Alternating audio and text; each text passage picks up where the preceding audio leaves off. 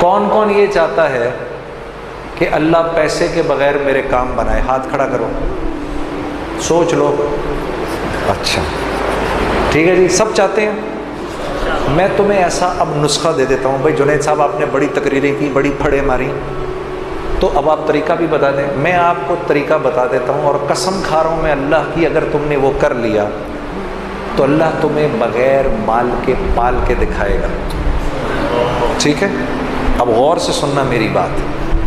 مولوی صاحب وہ قرآن کی کون سی آیت ہے جس میں اللہ نے مال خرچ کرنے کے 6 طریقے بتائے ہیں کہ اس پہ خرچ کرو، اس پہ خرچ کرو، اس پہ خرچ کرو، مساکین پہ خرچ کرو، رشتہ داروں پہ خرچ کرو؟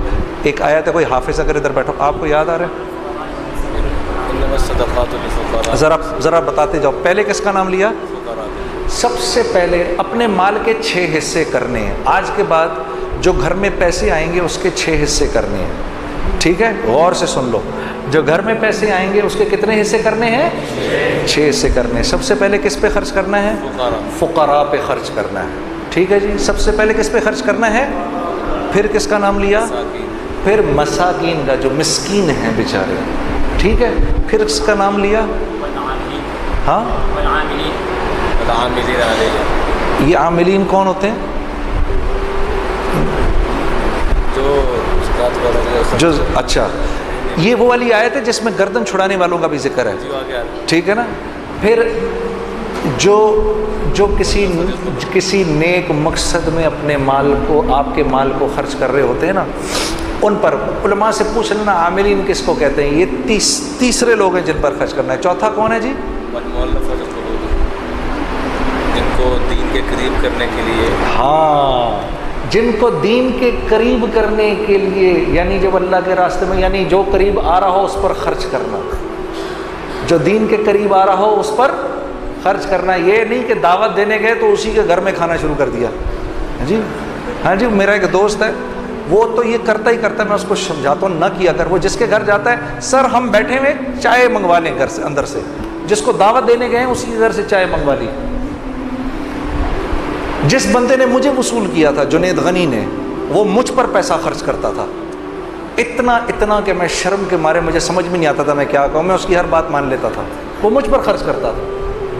ٹھیک ہے، 4 ہو گئے، 5واں گردنیں آزاد کرنے، جو قیدی ہوتے ہیں، جو عدالتوں میں پھنسے ہوئے ہوتے ہیں، جن پر قرض چڑھے ہوئے ہوتے ہیں، اللہ کے راستے، وابن السبیل، اور جو اللہ کے راستے میں ہوتے ہیں۔ 6 تو یہ ہو گئے۔ اپنے مال کے کرو 7 حصے، اور 7واں حصہ گھر والوں پر۔ اب یہ بات تو بڑی، پھر سمجھ رہو کہ پاگل ہوں نا؟ ہاں، کوئی گل نہیں،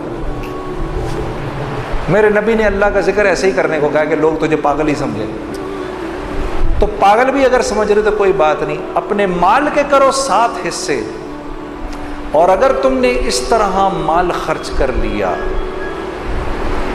میں قسم اٹھا کر کہہ رہا ہوں کچھ عرصے بعد تمہیں روپے پیسے کی ضرورت سے اللہ آزاد کر دے گا۔ اگر نہ کیا تو مجھے پکڑ لینا۔ یہ بات مجھے مولانا سعید احمد خان صاحب کے توسط سے کسی نے بتائی ہے کہ ایک آدمی نے کہا مولانا یہ آپ زندگی کیسے گزارتے ہیں؟ انہوں نے بولا قرآن کی یہ آیت ہے، ان 6 لوگوں پر خرچ کر کے 7واں حصہ گھر والوں کو دے دو، اگر میرے ہی والا حال نہ ہوا تو مجھے پکڑ لینا۔ اپنے آنکھوں سے دیکھا کہ خالی جیب پر پیسے نکلتے ہیں۔ یہ سن لو جی، مولوی صاحب کہہ رہے ہیں اپنی آنکھوں سے دیکھا، خالی جیب میں سے پیسہ نکال رہے ہیں۔ پھر کچھ بات بنے گی نا، پھر مزہ بھی آئے گا زندگی گزارنے کا۔ ابھی تو اللہ سے لینا سیکھا ہی نہیں، کچھ دیکھا ہی نہیں کہ اللہ کرتا کیا ہے۔